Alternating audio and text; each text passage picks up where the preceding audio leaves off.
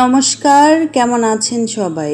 আমার শান্তির ছোট্ট নীড়ে সবাইকে স্বাগত জানাচ্ছি। আশা করছি সবাই ভালো আছেন, আমরাও ভালো আছি। অনেক দিন ধরে ফ্রিজটা ক্লিন করি না, ভাবছি আপনাদের সাথে শেয়ার করব। তাছাড়া তো আপনারা বিফোর আফটার লুক বুঝতে পারবেন না, এর জন্য যেভাবে পেরেছি ওইভাবেই সব কিছু রেখে দিয়েছি।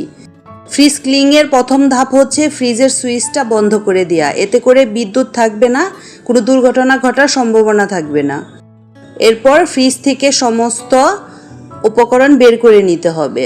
ফ্রিজে যা যা রেখেছি সব কিছু একে একে বের করে নেব। এই যে এখানে আছে আম, এই যে বড়ই, সব কিছু বের করে ফ্রিজটা একদম খালি করে নিয়েছি। এবার ড্রয়ারগুলো খুলে ফ্রিজটা 15 মিনিটের মধ্যে এভাবে মুখ খুলে রেখে দেব।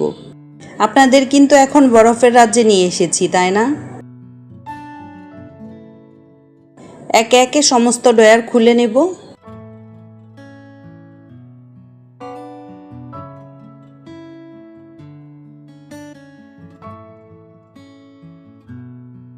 এবার ড্রয়ারগুলো সবগুলো ভালোভাবে ধুয়ে দেব। ওইদিকে ফ্রিজের বরফগুলো ছুটতে থাক আর এদিকে আমি ড্রয়ারগুলো ভালোভাবে ধুয়ে দিই। এতে করে কিন্তু একসাথে দুটো কাজ হয়ে যাবে। ভিডিওটির এ পর্যন্ত যদি আমার সাথেই থেকে থাকেন, প্লিজ ভিডিওটিতে একটা লাইক দিয়ে ভিডিওটা কন্টিনিউ করবেন। আমার ছোট্ট পরিবারের সদস্য হতে চাইলে চ্যানেলটি সাবস্ক্রাইব করে অল অপশন অন করে রাখবেন।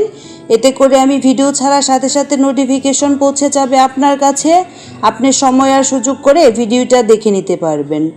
কাজগুলো যদি অলরেডি করে থাকেন, আপনাকে জানাই অসংখ্য ধন্যবাদ। আপনি যে আপনার মূল্যবান সময় থেকে কিছুটা সময় আমাকে দিচ্ছেন, এর জন্য আপনাকে আবারও অসংখ্য ধন্যবাদ।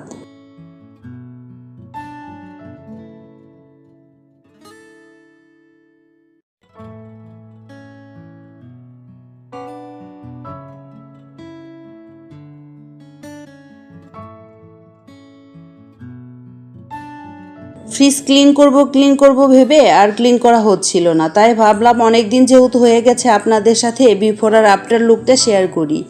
আশা করছি আপনাদের কাছে খুব বেশি ভালো লাগবে। জানি না আপনাদের কাছে ভিডিওটা কেমন লাগবে। সমস্ত কিছু ধুয়ে নিয়েছি, চলুন এগুলোকে এবার রোদে শুকিয়ে দিই। দিয়ে দিয়েছি বারান্দাতে। আজকে খুব বেশি রোদ নেই, তারপরও বাতাসে কিন্তু জিনিসগুলো শুকিয়ে যাবে। এদিকে কিন্তু একদম বরফ গলে গিয়েছে, এটা আমি পরিষ্কার করে নেব। প্রথমেই ফ্রিজ পরিষ্কার করার জন্য একটা ক্লিনজার বানিয়ে নিব। 1 চা চামচ বেকিং সোডা, 1 চা চামচ কাপড় কাচার গুঁড়ো সাবান আর দিয়ে দিচ্ছি কয়েক টুকরো লেবু কুচি করে। এতে করে কিন্তু ফ্রিজের গন্ধ ভাবটা চলে যাবে। এই ক্লিনজারটা বানিয়ে প্রথমে ভালোভাবে ফ্রিজটা পরিষ্কার করে নিতে হবে। তারপর পরিষ্কার জল দিয়ে ফ্রিজটা মুছে নিতে হবে। লেবুগুলো আমি একটু চিপে চিপে দিচ্ছি, এতে করে রসটা মিশে যাবে। এই চিপসটা অবশ্যই ট্রাই করবেন, আশা করছি আপনাদের কাজে লাগবে। আমাদের ফ্রিজে কিন্তু এরকম অনেক দাগ লেগে যায়। একটা টুথপেস্ট নিয়ে এভাবে দাগের উপর ভালোভাবে ঘষে 10 মিনিটের মধ্যে রেখে দিতে হবে। তারপর ভালোভাবে ধুয়ে নিলেই কিন্তু একদম পরিষ্কার হয়ে যাবে।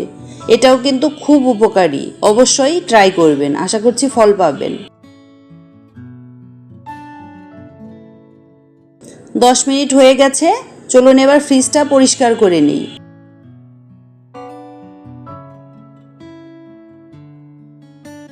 একটা কাপড়ের সাহায্যে ফ্রিজটা ঘষে ঘষে ভালোভাবে পরিষ্কার করে নিচ্ছি। ভালোভাবে পরিষ্কার করে নিতে হবে এই ক্লিনজারটা দিয়ে। তারপর পরিষ্কার জল দিয়ে একটা ন্যাকড়া দিয়ে পরিষ্কার করে মুছে নিলে একদম পরিষ্কার হয়ে যাবে। অফ ক্যামেরাতে আমি ফ্রিজটা ভালোভাবে পরিষ্কার করে নেব। ক্যামেরা ধরে পরিষ্কার করতে গেলে অনেকটা টাইম লাগবে। ফ্রিজটা আমি একদম পরিষ্কার করে নিয়েছি। এবার সমস্ত কিছু একে একে রেখে দেব। উপরের তাকে আমি রেখেছি ফ্রোজেন জিনিস, আম, জলপাই, তারপর আছে টমেটো, বড়ই, এইগুলো রেখেছি একদম উপরে। নিচের তাকে মাছ, মাংস আর কিছু সবজি রেখে দেব। ফ্রিজটা গোছানোর পর কিন্তু খুব সুন্দর লাগছে। আপনাদের কেমন লাগছে অবশ্যই কমেন্ট করে জানাবেন।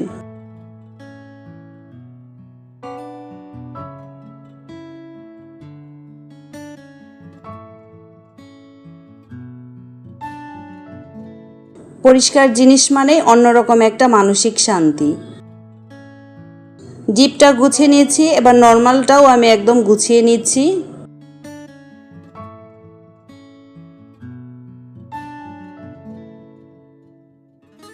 এবার একে একে ডিমগুলো রেখে দিব।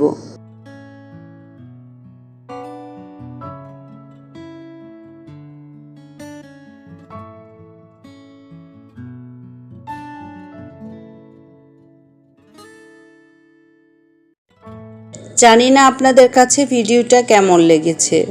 আশা তো করছি ভিডিওটা আপনাদের কাছে খুব বেশি ভালো লাগবে।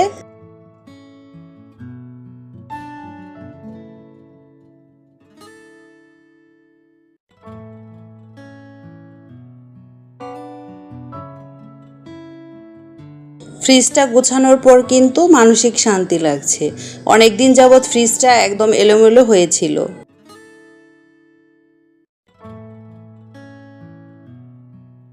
ফ্রিজ গুছিয়ে নিয়েছি, এবার লাইনটা দিয়ে দিয়েছি।